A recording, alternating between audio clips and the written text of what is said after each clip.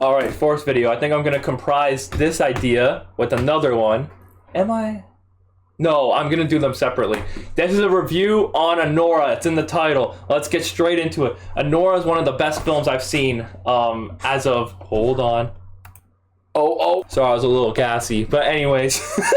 In any case, Anora is one of the best films I've seen in a long time. I think I'm gonna get the Wikipedia page up here, if you don't mind. Here we are, Anora, 2024 comedy drama. Oh, it got me more pissed off than comedy. I can't lie to you there. But this film is all about a stripper. If any of you guys have not seen it, it's about a stripper who she ends up getting married in Vegas to some pretentious, rich, young Russian kid who owns a large company in Russia and is in association with Putin. And obviously they're trying to remove, what's the word? Divorce. That's the best way of putting it. They're trying to divorce him, forcefully divorce the marriage, because obviously the kid just thinks it's all fun and games, just getting married on a whim and shit like that. He just doesn't treat it at all, as serious. And the second this girl realizes how fucked up the entire family is, she tries to leave with half. And that's something I really like. She didn't end up leaving with half, but I fucking wish she did, because she absolutely deserved it. And that's, I think... Hold on. Who the fuck is texting me? Oh, it's just my wifey Nizu. But in any case, the movie was really good in the way that it made me change my perception of how I just viewed people in general. Because at first I was like, Anora is just some stripper, because that's obviously her stripper name. She's like, oh, Anora is just a stripper. She's no good for anything else. But as I watch the movie and I see her slowly unpack what's going on around her and end up really finding connection with people who really love her and not just use her for sex, I can understand her position and how much she's struggling. And I can easily say that it changed my view of how I see people. It's the same thing with Invincible too. Invincible, because I've been watching after season 3's been coming out. You guys should all be watching that, by the way. So fucking good. I learned that Invincible is all about forgiveness. It's all about forgiving people for the most atrocious acts. What's his name? It's not Roman. Omni-Man's real name. I'm trying to remember Omni-Man's real name. Nolan, that's it. After Nolan murders thousands of people in New York, he comes back and just leaves with his wife on Earth. But at first, he just calls her a pet. He does some of the most atrocious shit, but she ends up forgiving him, and that's something I really like. I think all these films, both Anora and Invincible, what they both have in common is that sort of forgiveness.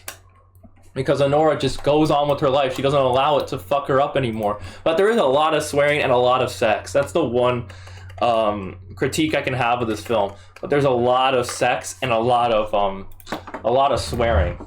And honestly, I want to show this now. The thing is, there's a lot of controversy based on the editor/director Sean Baker, who has made movies again like Red Rocket, or I've never heard of this one, Takeout. But I've heard of Tangerine and I've heard of Florida Project. And all of these films have something to do with poor people exploiting themselves sexually for others for their own gain, which is just so fucking weird, honestly. I honestly think it's completely weird that someone would do that. Also, I'll get more into the looks and stuff like that, but originally I just wanted to address that because it's so weird and disgusting. Because honestly, I don't think there's anything in Sean Baker's catalog that doesn't revolve sex, that doesn't revolve around poor trying to get rich by selling a portion of themselves, whether it be their body, their mind, their spirit. I think it's completely abhorrent and disgusting. But at the same time, he is a great director, because the film, I'm going to pull up some screen captures from it.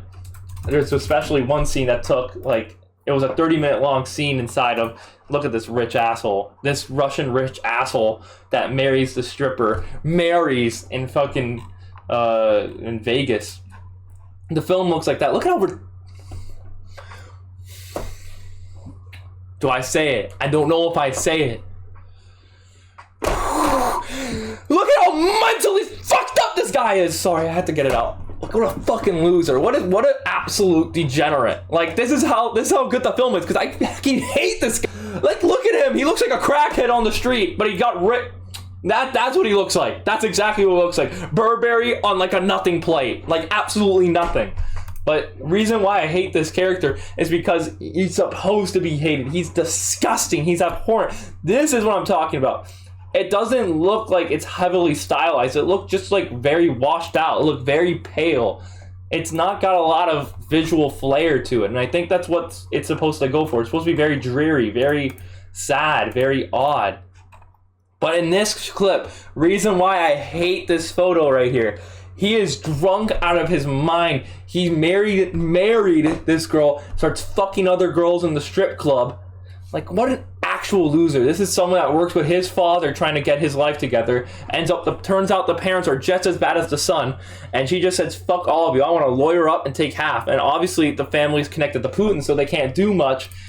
But it just pisses me off, and that's why I like the film so much. Do I think it's going to win the Oscars? No, I don't think it's going to win. I think The Substance is going to win because The Substance is a million times better, got way more style. It doesn't involve sexuality too much. The only time it brings up sex is once, and it's meant to represent a character and represent their degeneracy or false degeneracy. But yeah, in any case, the film, it doesn't feel like it's too long. The ending's really good. I think that's the last thing we'll talk about here. The ending is really, really good because it has this lady here, Anora, end up in the same car as Victor. And Victor's the only man who is the henchman of this boss who works for the parents of him. He is the only one that showed compassion to her. And that's something she never really had in the past.